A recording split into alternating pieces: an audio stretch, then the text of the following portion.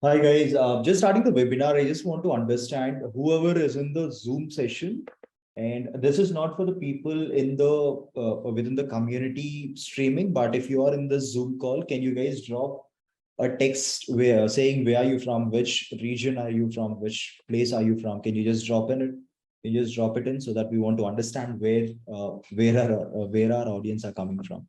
So I sit in my office in Hyderabad, in Water City office in Hyderabad. So if you guys can just drop in wherever you're from, that would be amazing.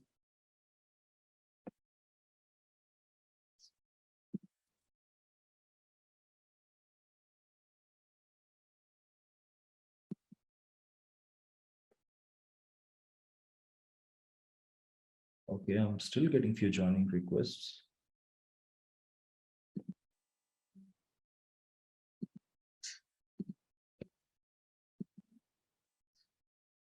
Cool. Amazing, guys. Firstly, thank you so much for being in this session. For everyone who's in the Zoom call and for everyone who's listening to this on the live stream, thank you so much for tuning in. I'm Daras Mugu. I handle product at Verticity. We are an edtech startup which focuses on upskilling towards the technical domain. This webinar is not majorly about what Verticity does, but this webinar is completely about explaining you the future of jobs in tech and exploring more about the data science domain. So if you see my screen, it's the same that explains it. So for this, like every time, we have one of our amazing mentors, Mr. Aashit Singh, who's already in the call. If you are registered for this webinar, you might have already know about him through the introductions or through the emails that we have sent or through the newsletters or through the ads that we have run. So I just give you a very small description about Ashit. He has 4+ years of experience in the field of data and analytics, and he currently works as a senior data scientist at Tiger Analytics. Tiger Analytics is one of those huge firms. It's like the big dad of the analytics industry, one of the top few firms in the analytic industry, and he currently works as senior data scientist at Tiger Analytics. So that one particular introduction is enough to give a validation that he would be the best person to speak about this particular topic, where we explore the data science domain and understand about the future of jobs in tech. So with no further ado, I take you into this webinar. There are particularly 8 points that we'll be majorly concentrating on this webinar. And I won't be the person who's explaining it, but it would be Mr. Aashit. Mr. Aashit, over to you. Thank you, Darahas, for the wonderful introduction. Can I share my screen? Yes, you can.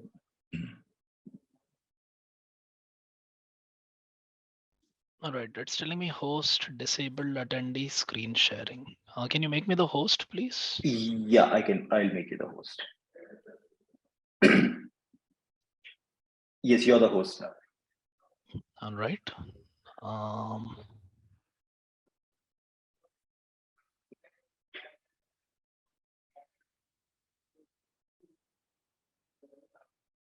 is my screen visible?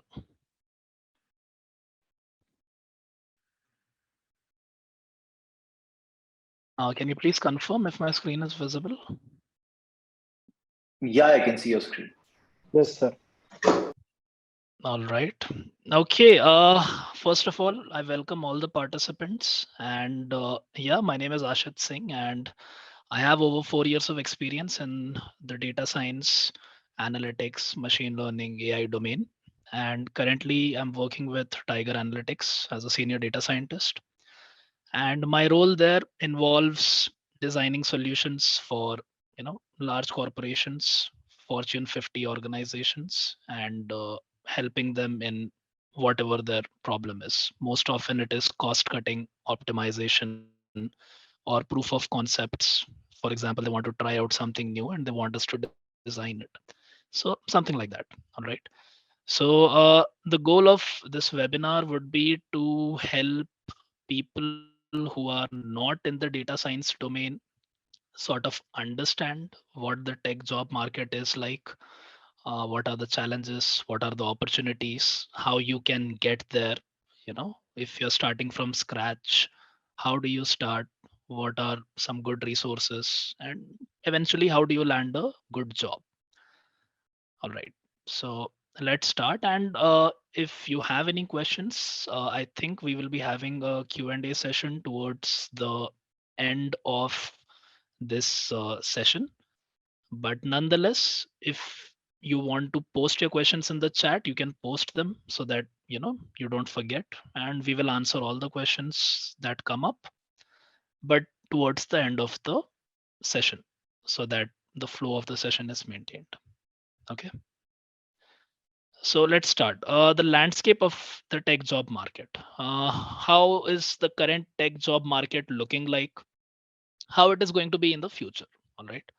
And the future is sort of uncertain, because, and even more so because in the past few months itself, we have seen the rise of something called as Chat GPT. That is a type of AI. It's not AI as a whole. That's a type of AI called as generative AI, which is capable of doing stuff which humans can do, even what programmers can do, write codes, do almost everything you want. So considering these things, how does the future of the job market look like? All right. So this is these data points. A lot of these data points that we'll be showing you is from a very recent study by World Economic Forum, as you can see on the bottom. And for those of you who don't know what is World Economic Forum, you can Google it. It's one of the most influential organizations in terms of economies and growth and jobs. This is a very recent study, and by very recent, I mean this has come out in April 2023. So this is just a month old or 2 months old. So in this study, what they're trying to show is every box here is 1 million jobs. And the blue boxes that you can see, are we getting any new joinees? Okay. So the blue boxes that you can see here in between, these are the jobs that are stable. For the next 4 years, they are going to remain stable. There is not going to be a lot of churn in them. And by churn, what I mean is old people might get fired, new people might get hired, or old people might be retrained, and they'll be retained on the job. So this blue sector is not going to have a lot of churn, but the green sector is where the new jobs will be created. These many new jobs will be created, and the purple one is how many jobs will be lost. And you can actually find this PDF, this whole report's PDF, you can find it online. So if you look at just visually, you can see that the green sector is way less than purple sector, which definitely shows that there is going to be a significant loss of jobs. And if I put a number to it, there is going to be 14 million jobs lesser than there are today in 2027. 4 years later, the number of jobs that will be existing will be 14 million less than today. And 14 million in terms of Indian metrics is 1.4 crores, right? So 1.4 crore is, I mean, sort of big number. So where is this job creation? This purple sector, where is this coming from? And this green sector, where is this coming from? Where are jobs being created? Where are jobs being lost? Right? So let us look at this. I know this is sort of small, but let's try to just analyze this. So what you can see on your left side is the top roles that are going to be job creators. And what you can see on the right side is the top roles that are going to be losing the jobs. These jobs will be cut out in the future. All right. So on the left side, as you can see, the top role that is existing is AI and machine learning specialists. AI and machine learning specialists, in the next 4 years, there are going to be 50% more jobs than there are currently today. 50%. So how many ever, for example, if you have, let's say, 100,000 AI and ML specialists, by 2027, you'll be having 150,000 jobs, new jobs, right? If you look at the third uh, value over here, that is business intelligence analysts. The fifth value over here is fintech engineers. The sixth value is data analysts and data scientists, robotech engineers, big data specialists. So out of the top 6 or 7 roles, if you see, 3 to 4 roles easily belong to the data domain. And as it is said, that data is the new oil. So every company needs data. Data is where the intelligence is. Data is what gives you insights to get ahead of the competition. So Just a second. I guess there are few of our. We just got few emails saying that few peeps are trying to join in, but they were unable to. By okay, any chance, are you getting a notification saying that? Uh, do you get any uh, notification saying that I people are in am, waiting I room? am. Yes, Yeah, yes, can you yes, just click yes. on admit, please? Yeah, yeah, Admit all. that's what I asked. Yeah, okay, I've admitted them. Yeah, all of them. Yes, all of them.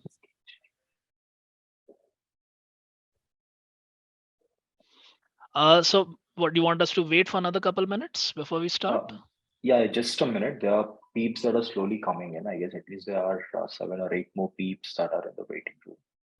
All right, let's wait Just, for them. just a minute.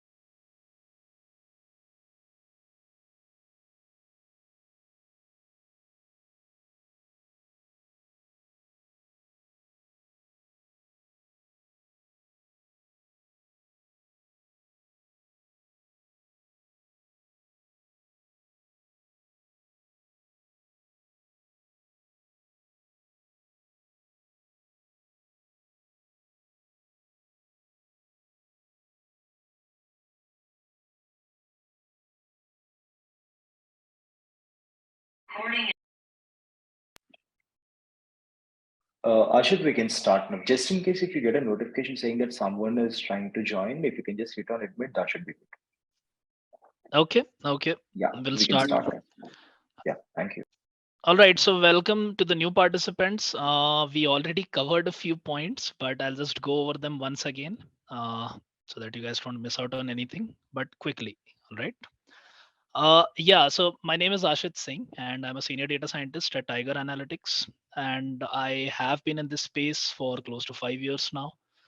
My role with Tiger involves designing solutions, data and analytics, and ML based solutions for Fortune 50 organizations, mega organizations who want to use this mostly for cost cutting, and that is reducing jobs or price optimization or targeting customers in a much better way. All right. The goal of this webinar again is to help people who are not in the DS domain or who are just getting started in the DS domain understand how to navigate this space, understand how the job market is, how it is going to be in the future with the rise of generative AI, chat GPT, and that sort of thing. And how do you future proof yourself? Future proof yourself with respect to the coming uh, technologies, disruption, and that sort of thing. So we started off by looking at the current tech job market. All right. This plot, this graph is basically showing how many jobs are going to be stable in the next 4 years from 2023 to 2027. How many are going to be disrupted? The purple ones are the jobs that will be disrupted, that will be lost totally in the next 4 years because of artificial intelligence and other technologies being adopted. The blue sector are the jobs that are largely going to remain stable. All right.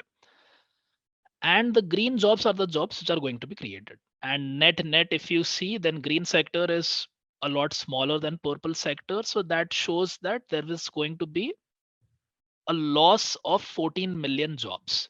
14 million in Indian terms is 1.4 crore. 1.4 crore jobs across the world. This is globally, not in India. This is globally will be lost.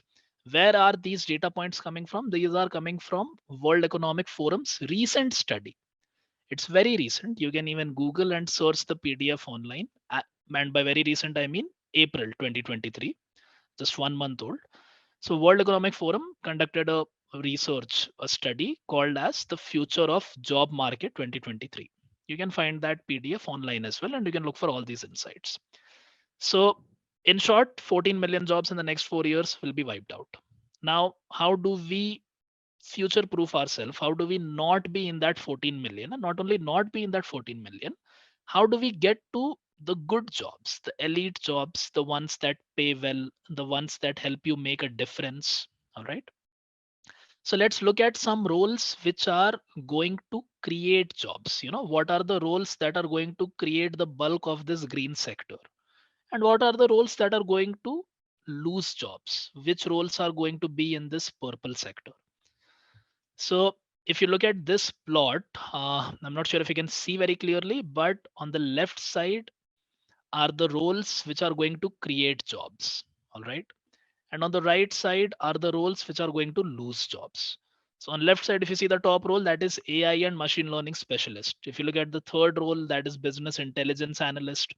If you look at the fifth role, that is fintech engineers, mostly data engineers. If you look at the sixth role, that is data analysts and data scientists, big data scientists, digital transformation specialists. So these are all roles related to data. In top five roles, which are going to create the most number of jobs in future, these are the jobs which are going to be the most in demand. AI and ML specialists, there are going to be 50% more jobs than there are today currently by 2027. Business analysts, data scientists. These are also in the top six roles, which are going to be 40% more than the current existing jobs. So there is demand. Don't be, sad, or don't be disheartened by the fact that, or by the narrative that there is recession and whatnot going on in US and there are no jobs. There are jobs. There are jobs for skilled people. There is never shortage of jobs for skilled people. But you need to be skilled in the right sense. All right. Now, what are the jobs that are going to be lost? Jobs like clerks, software testers, salespersons, accountants, and auditors. And you can see them down here.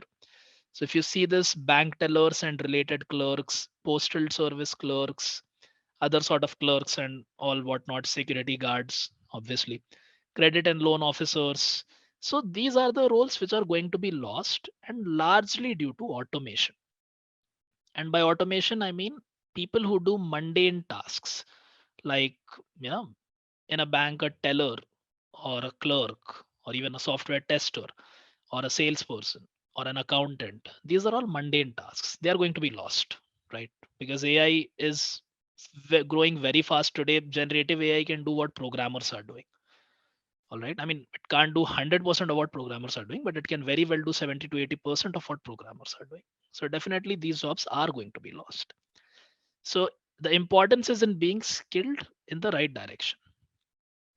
Now, what are the factors which are affecting the job market? In demand technologies, obviously. Skill gap analysis. Definitely, you need to understand, as I said, which skills are going to be important in the future, and to upgrade yourself and learn about them. To, be in the most in demand sector whenever there's some disruptive change like this happening, which happens very rarely, once in a couple of decades or something like that. Last time this was happening, I think it was when the internet came around in the 2000s, when people started losing their jobs. Remote work opportunities, absolutely, there are tons of remote work opportunities. I personally keep getting a lot of emails from recruiters hiring from New York City, Singapore, Europe. So there is no shortage of remote work opportunities. There are hybrid work opportunities. There are in-office work opportunities. Number of things. Industry specific skill set. So there are certain skills which are generic. You need to know them to be in the data, in the AI, in the ML domain. And then there are certain skills which are specific to a certain domain. Like there are certain skills which are specific to the insurance domain. There are certain skills which are specific to the healthcare domain, to the retail domain, and those can be learned on the job as well. All right. But the core skills which you need to have, those are something which have to be developed when or before you enter the job market. Now let us also understand the tech adoption by organizations. Which technologies are organizations going to adopt? So on the horizontal axis, you're looking at share of respondents. What share of organizations responded that they will be adopting these technologies? All right. Okay, we have one more joining. Yeah. So what share of respondents responded that we will be adopting these technologies in the coming 4 years from 2023 to 2027? Around 87% of the organizations responded that they'll be adopting digital platforms and applications. That shouldn't come as a surprise. I mean, everything is going online. Education, workforce development technologies, big data analytics. This is again the biggest data space there is. 80% of the responding organizations responded that they will be adopting big data analytics.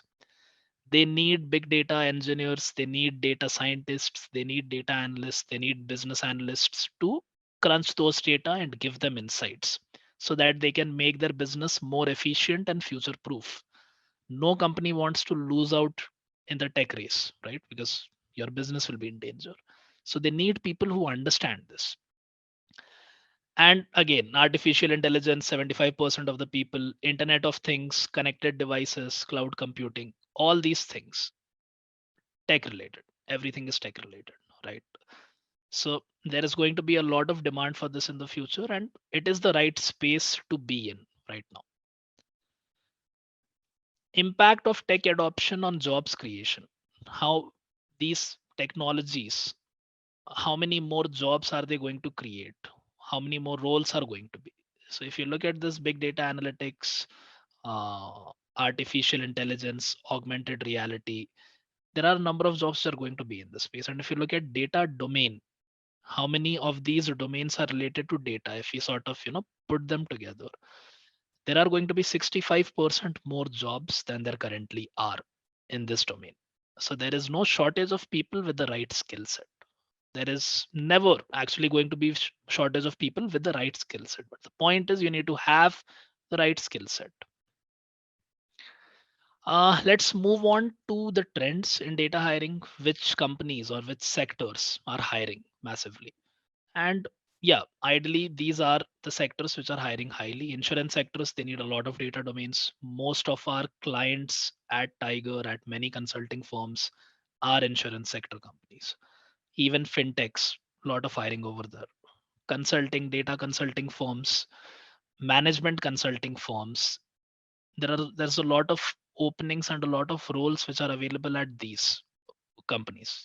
At Tiger Analytics itself, there are a lot of roles which almost every week we get a list of roles that these are the roles we are looking for. Please refer someone if you know. Please refer someone if you know. And believe me, we refer candidates. I mean, we do refer candidates, but there are not enough candidates. And even those whom we refer, they sort of fail in the interviews again because you know not the right skill set, or they have not brushed up their skill set in the right sense. So there is a lot of demand of data hiring. What are the challenges in this space? I mean, if you want to get started in the data domain, if you, let's say, are coming from a banking background, and let us say you want to get into the data domain, how do you get into it? All right. And what are the challenges that you will face while getting into the data domain? So, firstly, automation by AI. That is the biggest challenge. It is very much possible that today or tomorrow, or maybe in the coming 1 or 2 years, you're going to lose your job. Second one, there is a lack of proper direction in learning. Yes, there is definitely a lack of proper direction. There are a number of uh, YouTube channels available. There are a number of free channels available. There is no shortage of resources. There are a ton of resources available, and believe me, a lot of those resources are good resources as well. But then again, you need to have a direction. Where do I start? What do I start with? Where do I get to from after this? What projects do I need to build? How do I crack the interviews? Those are certain things we need to understand. And if you look at the share of businesses on the horizontal axis, if you look at the share of businesses which prioritize training their employees in AI and big data, there are not a lot of organizations which are willing to train their employees in AI and big data. So, for example, if you're working in something like a government or a public sector company, or in something like a retail or wholesale consumer goods, or energy or technology, or employment services, HR services, or even financial services, not a lot of organizations are focusing on training their employees in AI and big data. But if you look at the vertical axis, the y axis, the share of businesses which are planning to adopt these technologies, it is starting from 50%. This is starting, the horizontal axis is starting from 0%, but the vertical axis is starting from 50%. That means more than half of every sector is going to adopt AI. But are they willing to train their current employees in AI and big data? Hmm, not a lot of them. All right.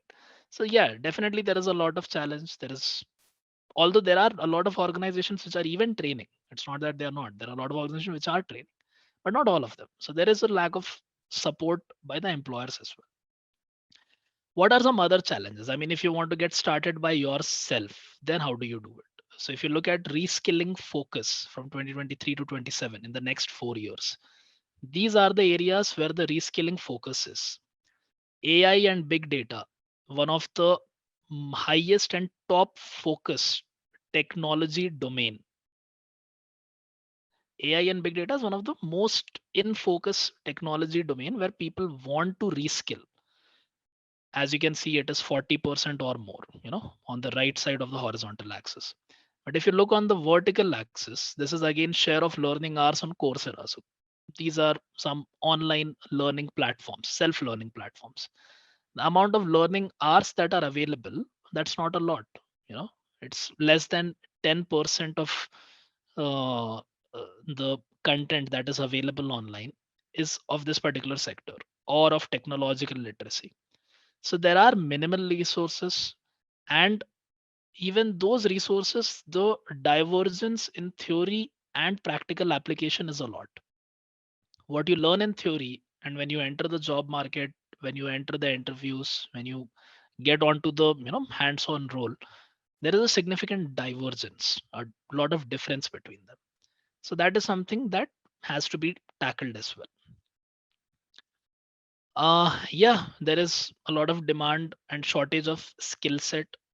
What are those demand and shortage of skill set? And because there is a shortage of skill set, that is an opportunity as well for you.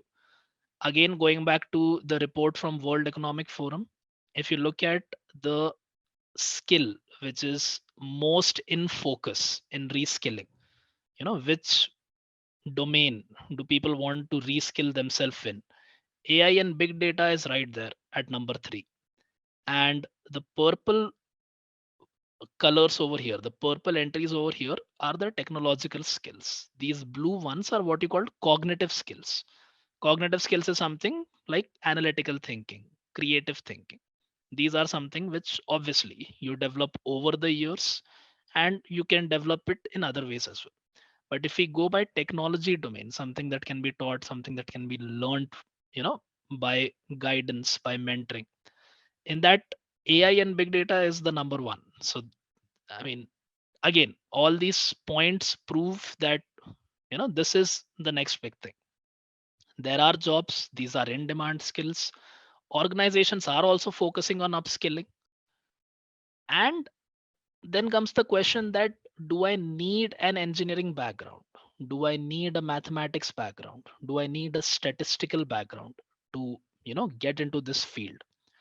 Well, there was research conducted on that as well. And if you look at this particular graph on the lower left side, you can see that, let us say, there are 3 levels of every course. All right, every course which is offered online, there are 3 levels: beginner courses, intermediate courses, advanced courses. All right, And let us say there are three kinds of candidates. One is a candidate who has no bachelor's degree. Second is a candidate who has bachelor's degree, and third is a candidate who has a postgraduate degree, let's say a master's degree. So what is going to be the difference between how quickly a graduate can learn and how quickly someone with no bachelor's degree can learn? So if you look at the difference, there is not a lot of difference. I mean, people with no bachelor's degree, whether it is an advanced course or whether it is a beginner course, can learn almost as quickly as someone with a postgraduate degree. So again, that is thanks to technology. That is thanks to all these developments in the ed tech space as well. All right. So that is again an opportunity that it's not necessary that you have to come from the engineering background or STEM background or mathematical background. It's not necessary. What is necessary is you need to put your effort, you need to put your heart and get there. All right. Let us now try to understand the domain of data science. What exactly is data science?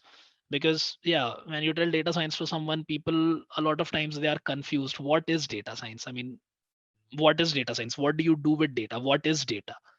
Where do we get the data from? What is it?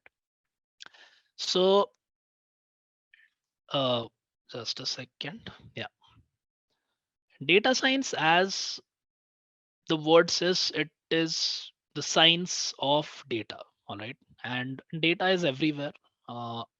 Any sector you take. So, for example, let us consider the insurance sector.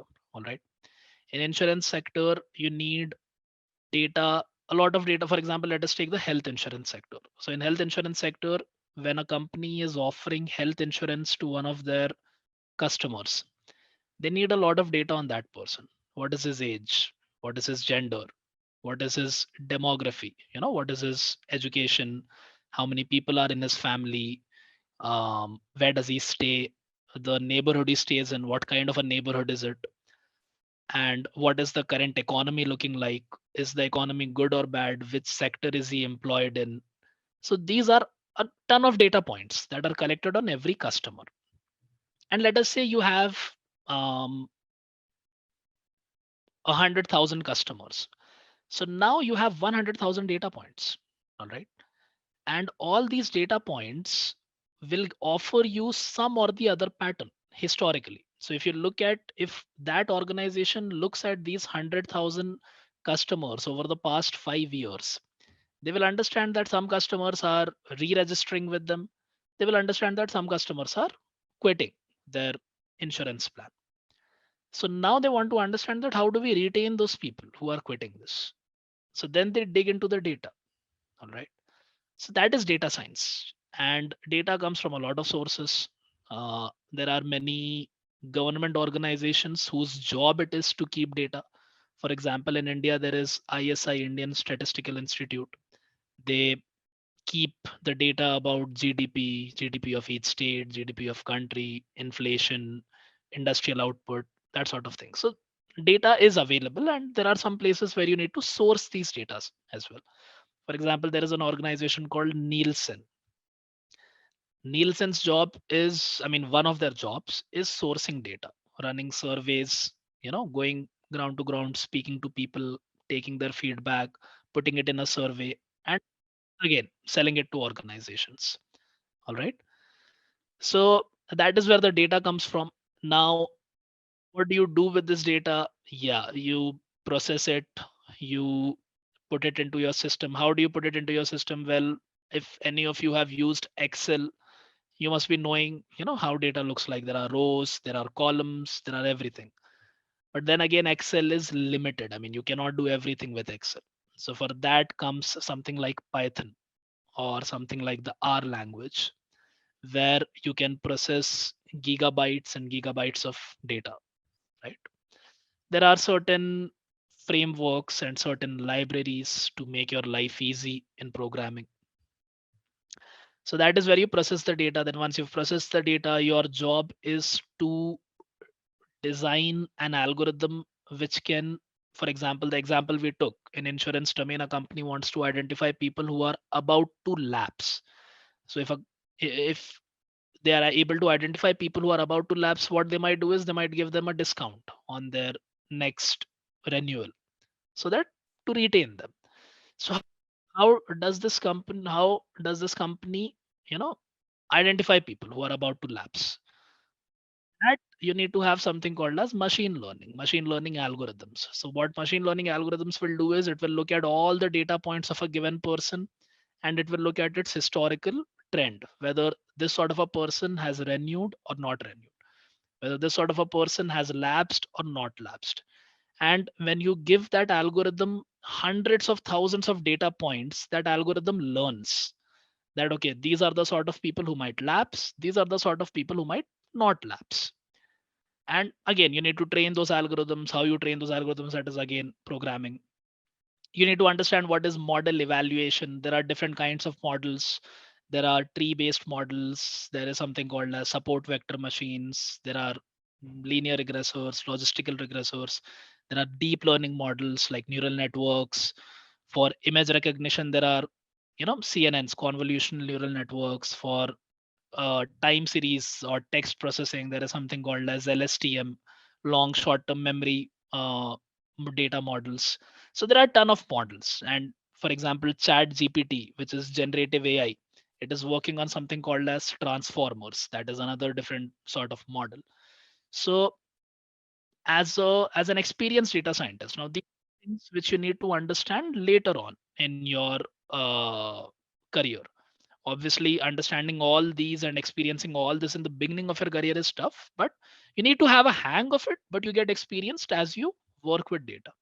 So when you work with data, you get to realize that, okay, which model I use for a given problem, which model should I not use for a given problem, which is a better model in the real world. So you do a trade off between different sort of models, and then you finalize a given model, and then you deploy it in the real world. And yeah, then that is the model that is deployed, and then that functions for the organization saves money, and then the organization will pay you money for your good work. So that is where the data science world is. I'm not sure how many of you understood a lot of it, but that is what the gist of it is. You'll understand more of it once sort of get started and get your hands on experience. And if you have any doubts, you can post your question in chat. We'll sort of try to answer it. How to enter the DS domain? It is actually quite easy if you take it from me, provided you take the right direction. It is quite easy because it is an inflection point. Data science is at an inflection point. There are more roles than there are skilled people. I can tell you that because I interview people. And yeah, we do have shortage of skilled people. We find any skilled person, we are like, all right, let's just hire him. All right. So we are not yet at that point where we are choosing between who is more skilled and who is less skilled. We are just choosing between skilled and not skilled. Right. So entering the data science domain is easy. It's not very challenging. How do you do it? You can do it by self learning, or you can do it by learning through different platforms which offer you these courses. What are different sort of jobs, entry level jobs in data science? Now look, there are many jobs. So for example, I'm a senior data scientist, but I've not mentioned senior data scientist here.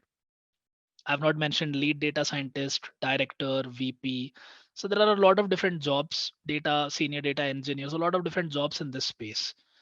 But what are entry level jobs? So entry level jobs are usually analysts, senior analysts, data scientists. Now, these are people who uh, are sort of just getting their hand dirty in this data space, or data engineers, beginning data engineers, or ML ops engineers. ML ops is, again, it's a very new field. It is just catching up. It is not something you today don't file a lot of people who know those ML ops skills.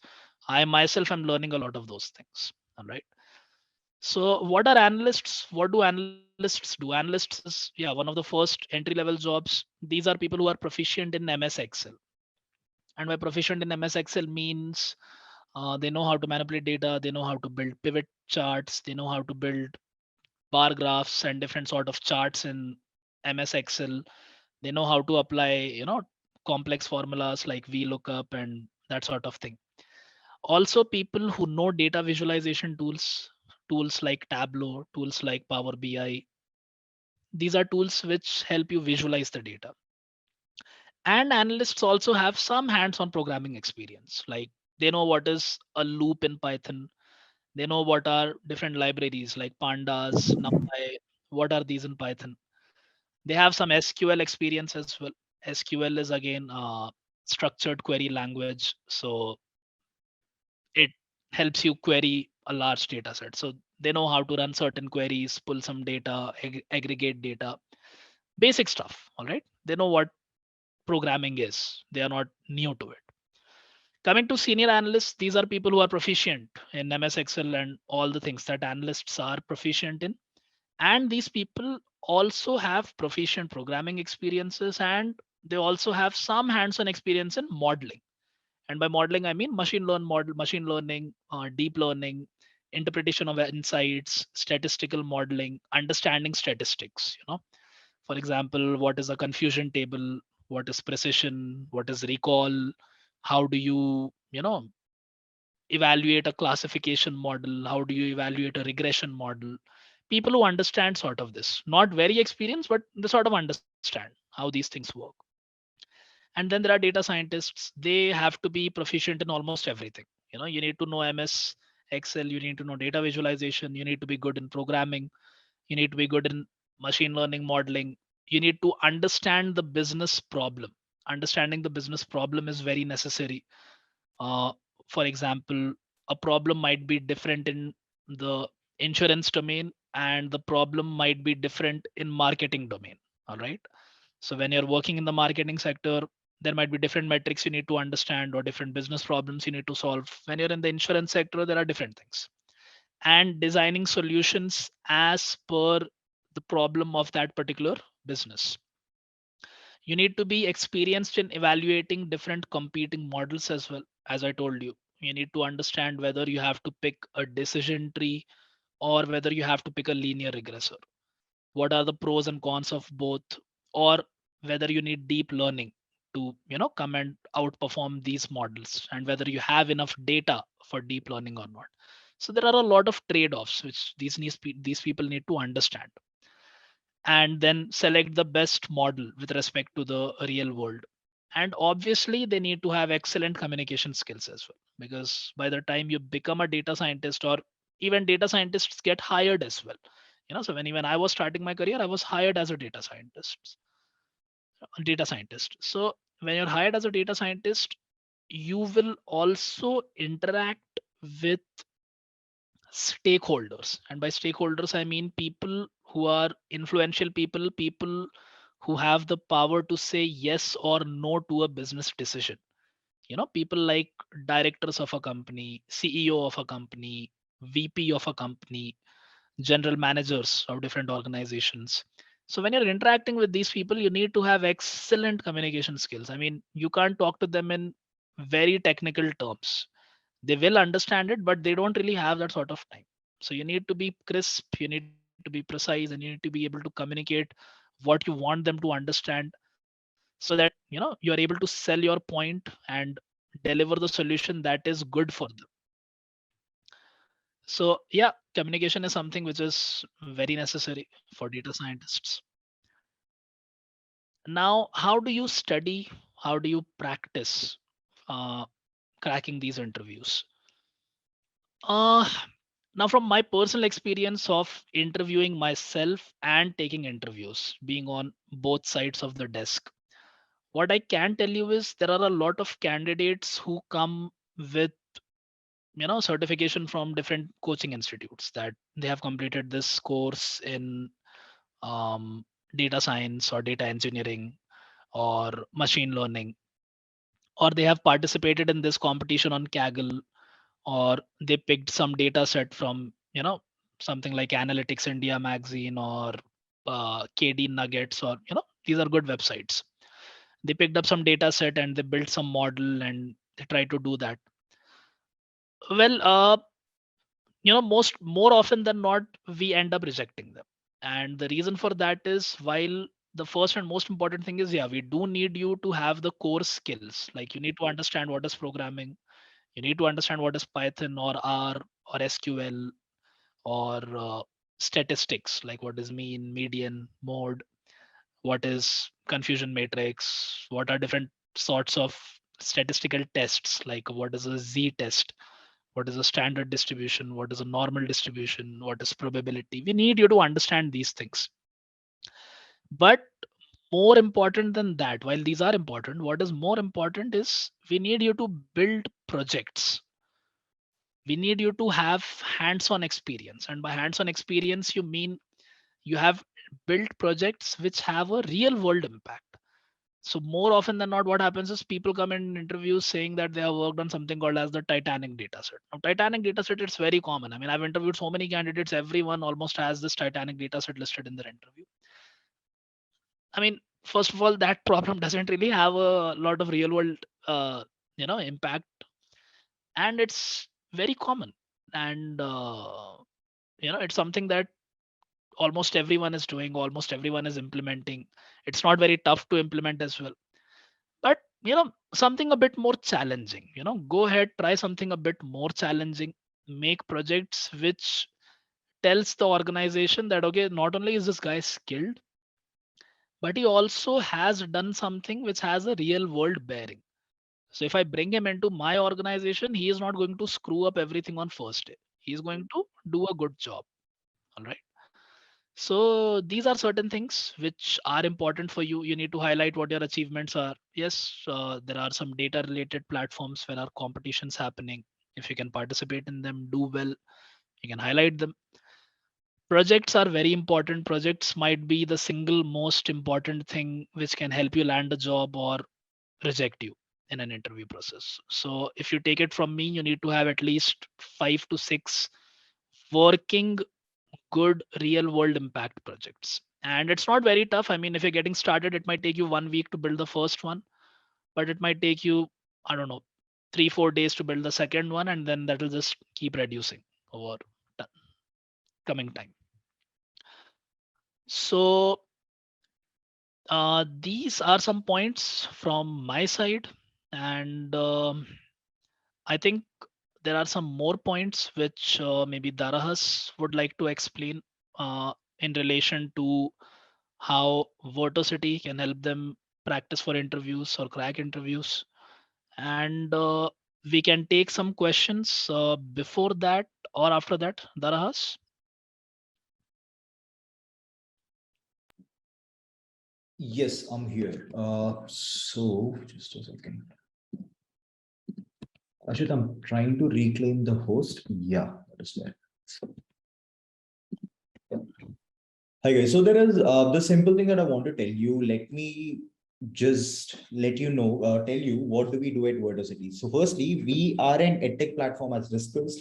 What we concentrate on is we concentrate on project-based learning, which means that we make sure that you do projects so that you remember everything. It might be data science or data analytics or full stack or whatever it might be, the programs that we offer.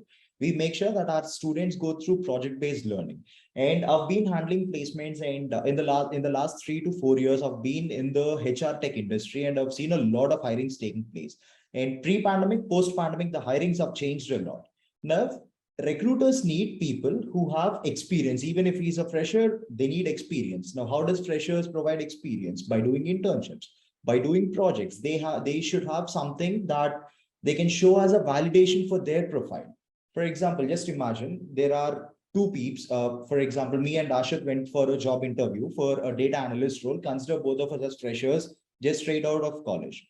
Now, what I did, I just finished up my college. I just practiced something on YouTube and understood the data science or data analyst or data analytics concepts on YouTube. And I just went there and I just threw up my bookish knowledge in the interview. But Ashit, he did projects. He participated in code camps, or he did few documentations, or he wrote papers or anything, which he did something extra or something better than me. Who do you think the recruiter is gonna? Who do you think the recruiter is gonna select? Obviously, Ashit, because he did something more. He did something more than what I did. Simple as that. So that is the reason why at Verticity we concentrate more on project-based learning. Now, when these project-based learnings are not just these project-based learning is not just prepared through us, but we have amazing people like Ashit build curriculum at Verticity.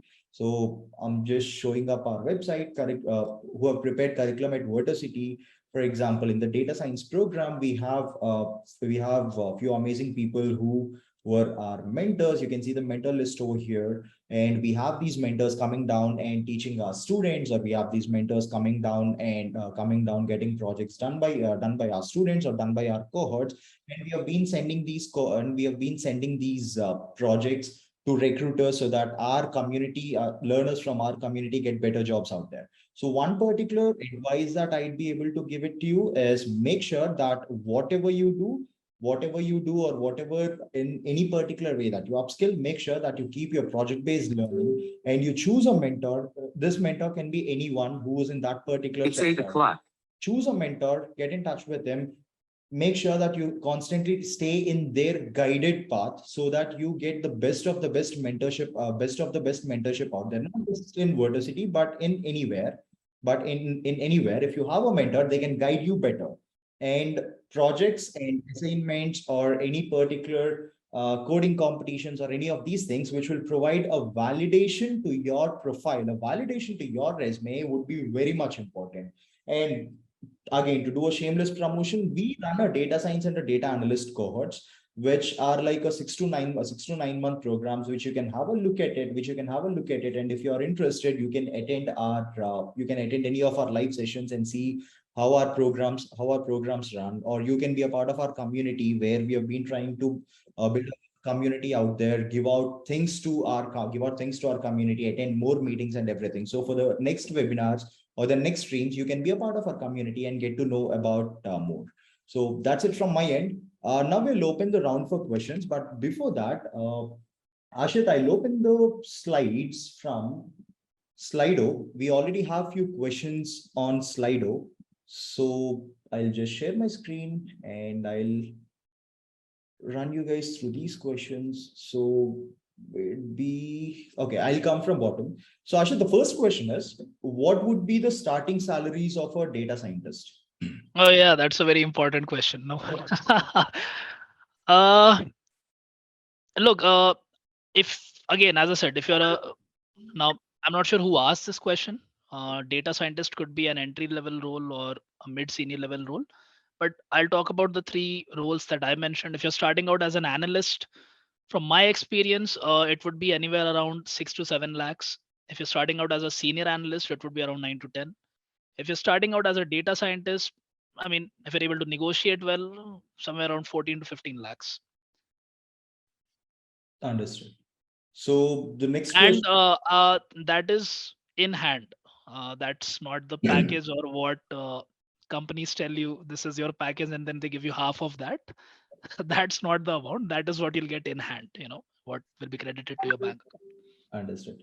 Guys, just to mention this, in-hand salary is nothing but, let us say a company tells you that your CTC that is cost to company is 20 lakh. That means the entire salary that is being mentioned on your pay slip or on your offer letter or anywhere. But in-hand salary comes with a sort of cuttings, maybe your PF or the advantages that you have or the insurance that this company provides or the PF contribution from both your side and the employer side. After all the cuttings, the money that you get in hand is the in-hand salary that Ashit has been mentioning to you. Okay, so Ashit, next question is, I'm doing my BBA now, but I'm good at maths. Can I pursue data science? Okay. Yeah, before answering this, just going back to the previous question, all the salaries I mentioned, those are for India specific roles, right? If you get hired for something like a remote role, for example, a US org or a Europe org or an Australia org, it is going to be a multiplier of that, depending on which region you're in. Right. Anyway, Just a minute. So I just want to put up a follow-up question. yeah. So we see a lot of students who from India who have been upskilling in the field of data science and analytics after this huge boom of the data domain. And we see, again, I personally see a lot of students or a lot of learners struggle to get into the first job or at least get those first few particular interviews. But now, since you have mentioned that the jobs abroad, how can an average Indian student who is upskilling in the field of data science or analytics, who's trying to venture into this domain, can apply for jobs abroad? Uh, Look, the answer is you'll have to look for it, and it's not tough. There are recruiters. I mean, I keep getting emails from recruiters who want to hire for. I think yesterday I got an email from a recruiter who wanted to hire for a New York City role remotely. Uh, yeah, I mean, build your profile. Uh, Landing the first job remotely abroad, I'm not sure whether it's possible or not because uh, I mean, you have to understand what an abroad company wants.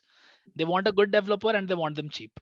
If they hire a data scientist in US, they'll have to pay them somewhere around 1.52 CR. Right, If they can get the same data scientist in India for 35 or 40 lakhs, it's a big catch for them. But in India, 35 to 40 lakhs is somewhere which is, in the upper middle range. I mean, right, it's not something which is middle range or cheap. It's in the upper middle. It's not something which is crazy as well. I mean, you get higher packages in that as well. But if you're getting somewhere around 40 lakhs in India working remotely, I mean, you wouldn't complain, right? But they want people who are good data scientists. So they'll hire people who are, experienced, who have a track record. So landing first role remotely might be tough, but it can be done. There are platforms who are hiring remotely. Search for it, you'll find them. It's not impossible. right. So again, another follow-up question on this is having a LinkedIn account and being active on LinkedIn, not just looking at someone else's posts and engaging with someone else's posts, but maintain your own LinkedIn account and posting content and daily updates about your work or anything of that sort. Again, maintaining a personal brand on LinkedIn, do you think that would affect Absolutely. or give up your Absolutely. yeah, Absolutely. Absolutely. If your contents are, uh, adding value, and if it's not just, faffing, if it's not just, copying something and just posting it, if it is something which you've done, if it is adding value, it absolutely makes you stand out. Yeah, amazing, amazing. So the next question is, I'm doing my BBA now, but I'm good at maths. So can I pursue data science? you can. There's no shortage of it. You can. Uh, as I said, build, let your work speak for you in the interview. Let not your degree speak. All right. There are many people in data science domain who have done mechanical engineering. Trust me, mechanical engineering has nothing to do with CS. All right. If you've been in an engineering institute, you know that. There are civil engineers who are in this domain. So, absolutely. I mean, there is as much difference between mechanical engineering as CS as there is between BBA and CS. So, yeah, you can. If you're good in maths, if you're willing to put in the effort to learn programming and build projects, you can. Right, amazing. So the next question is data science also a bubble like NFTs and crypto? I don't understand how who wrote this question and how they compare data science to NFTs and crypto, but yeah, that's the question.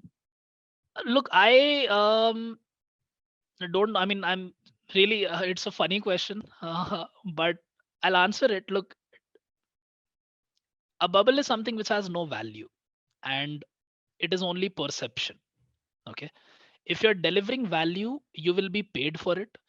If you're just perception, you're not delivering any value, you'll not be paid for it. NFT and crypto, if you ask from my opinion, and I could be 100% wrong, all right? So I'm not to offend anyone here. But NFT and crypto, from my opinion, they don't add any value to any organization or any person's life. Now, what I mean by adding value is, take a farmer. What does a farmer do? He grows crops that brings food to your table, you eat it, you survive. That's adding value.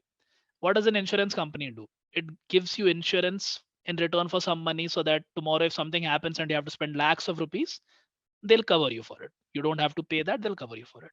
That's adding value. What does a car company do?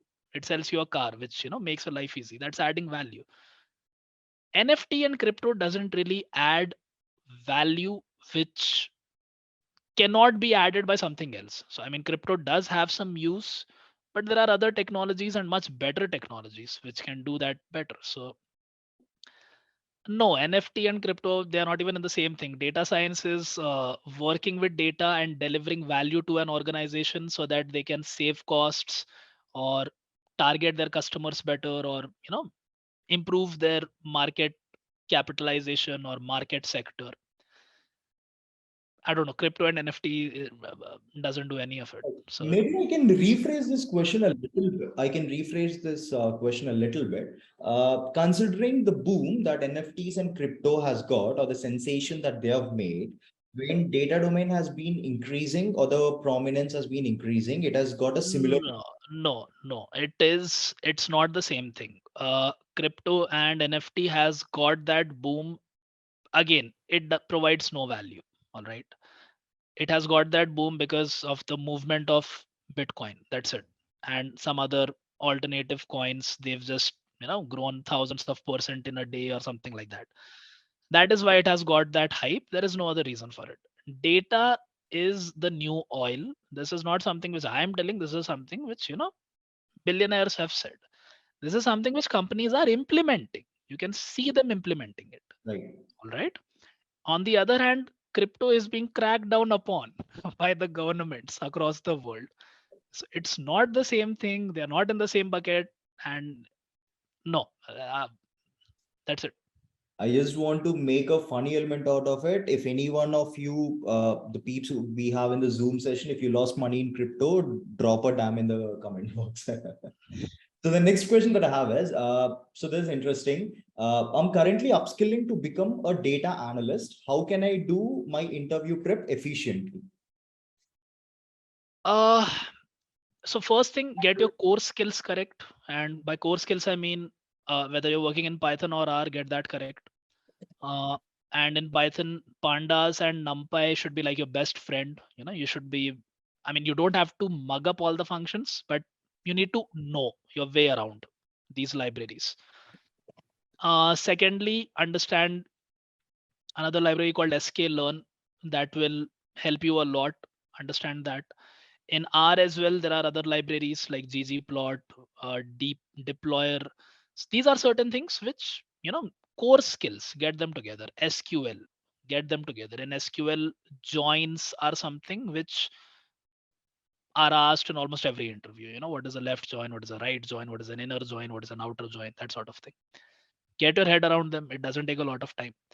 Core skills, get them first. Strengthen them. Second thing, build projects. That's all I can say. Build projects. Projects can be participating in a competition and delivering something there. That can also be a project.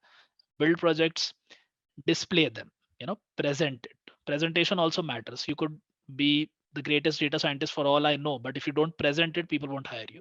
All right. So present it. Post these things on your LinkedIn, post them on your GitHub account, present yourself. So do the job, present yourself.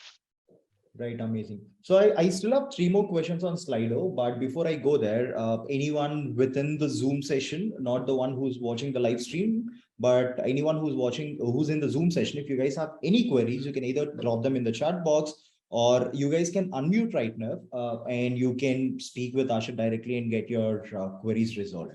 So even before someone unmutes themselves or asks a question, here comes my next question. Is it important to do projects while learning data analytics or while preparing for data analytics? If yes, what kind of projects do hold utmost importance?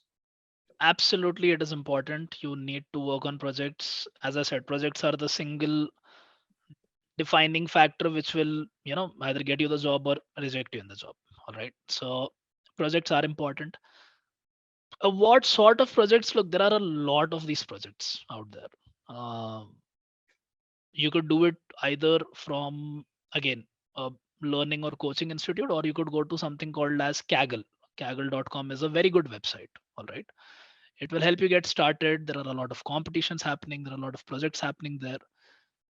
So select some projects, and while selecting the project, uh, analyze this yourself, that in a business perspective, the solution that I'll be making for this project, would it make sense or not?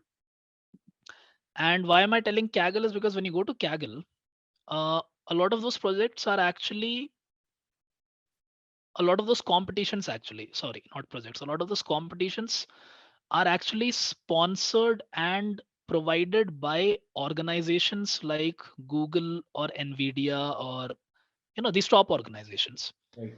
Why do they provide these competitions? Is because they want people outside their organization to solve them so that they can get more ideas. Right. And they offer prize monies as well. It's not like you have to do something, some social work or something like that. If you come in top 10 or top 3, you can get prize monies up to $100,000, which is about 85 lakh rupees. So yeah, I mean, sure, there are a lot of projects out there, but while picking a project, try to understand two things. First and most important is, what is the business value of this? Whatever I'm building, does it hold any real world business value? Would any company pay me to develop this? All right. Second, how complex is it? It doesn't have to be very complex, but it doesn't have to be something like a 10-line code. All right. That's also not a good thing. Something in the middle. Understood. Amazing. Guys, anyone within the Zoom session, if you guys have any queries, it is time now to unmute yourself or just drop a text in the chat box. Or if you aren't putting up any questions, I assume that most of your, or either all of your answers have been solved, or you're just amused with whatever you have learned over here, or either everything might have went over your heads. So yeah, before I move to my next question, if you guys have any questions, you can drop it in the chat box.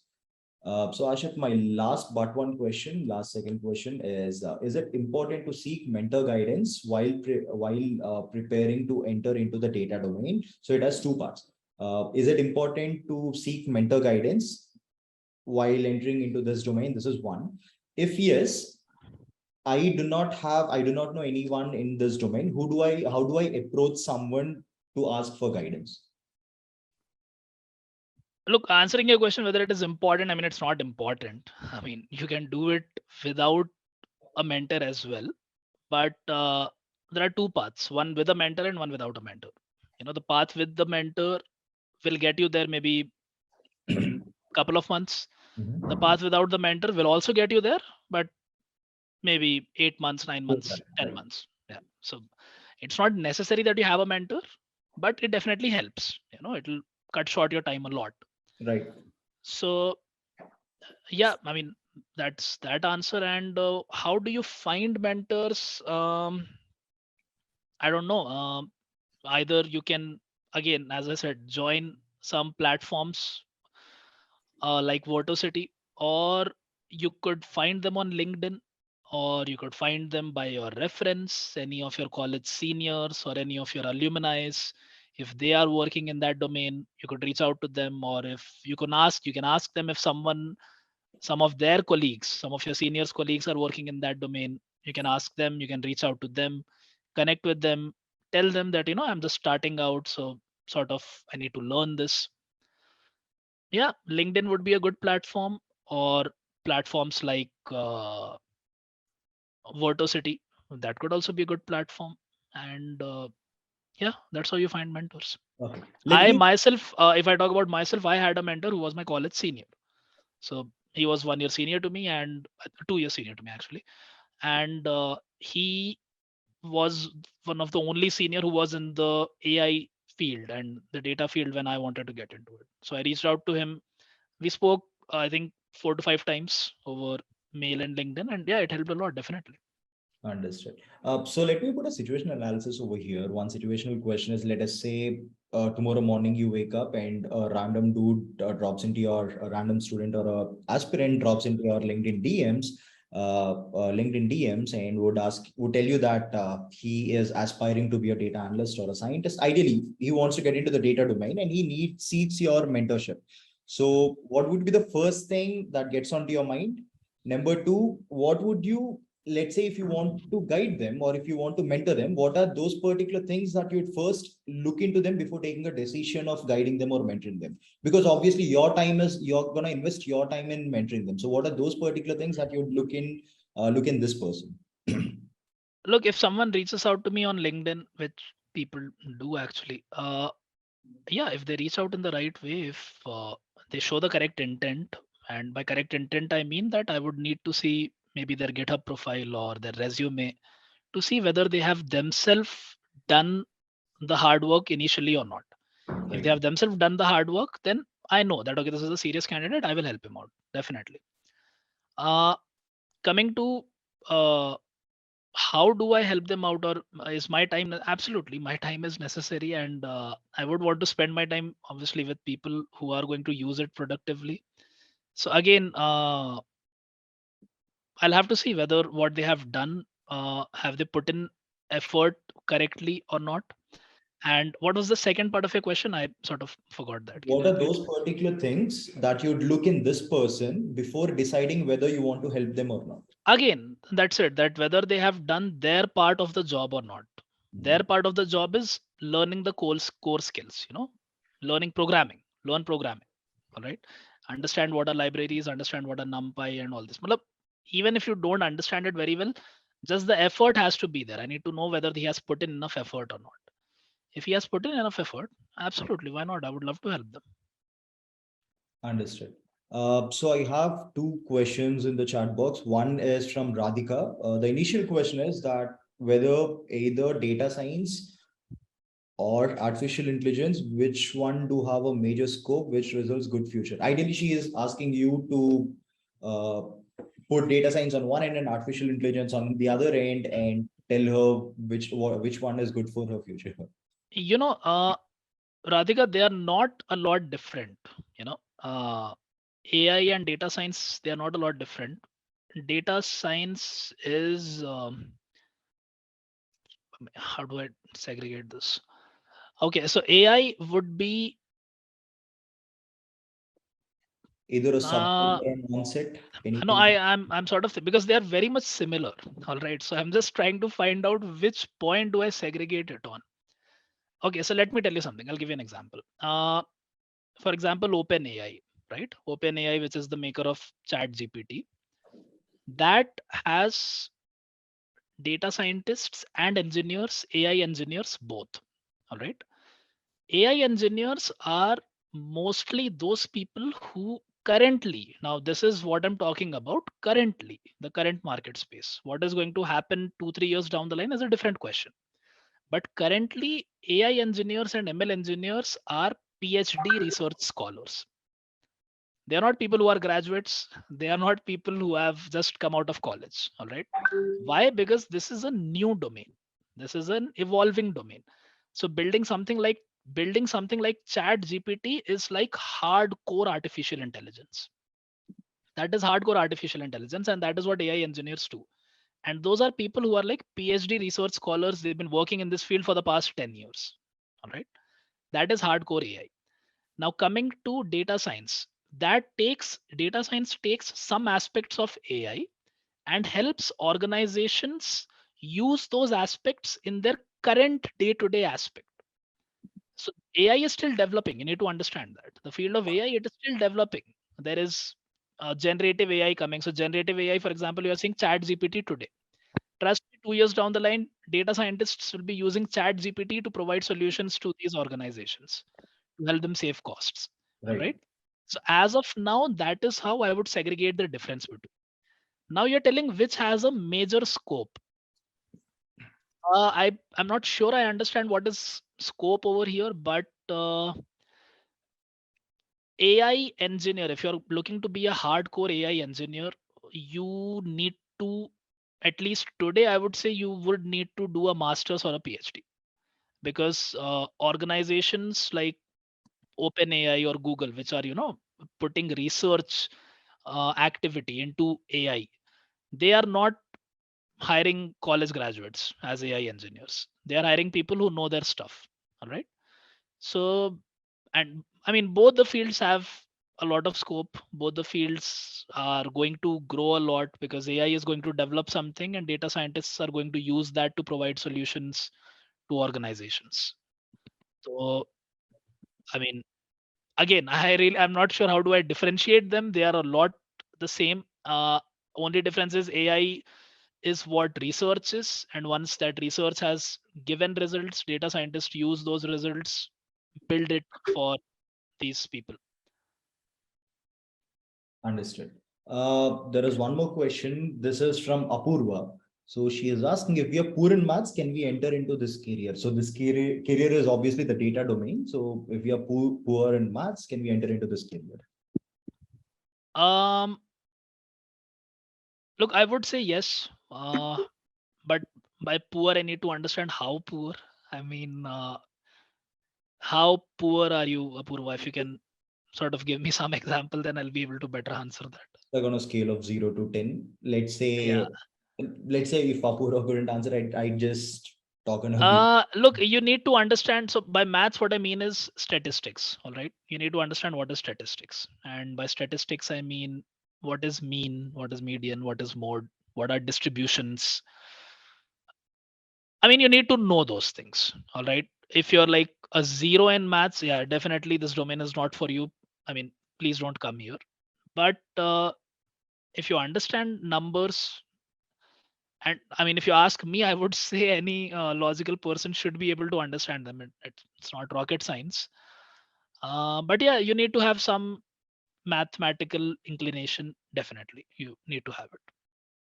Right, amazing.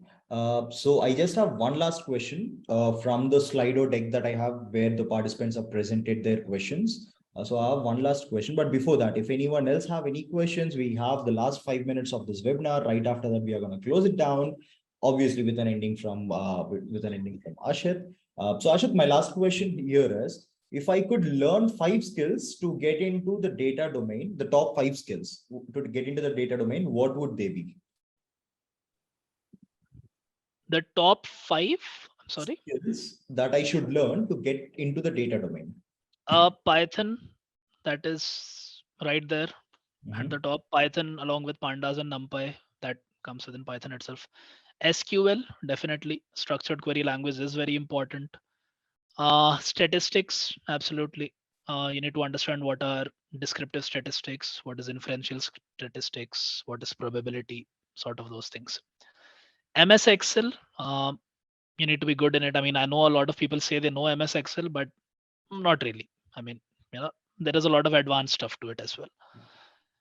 MS Excel and other visualization stuff like Tableau, Power BI, Yeah. that sort of thing.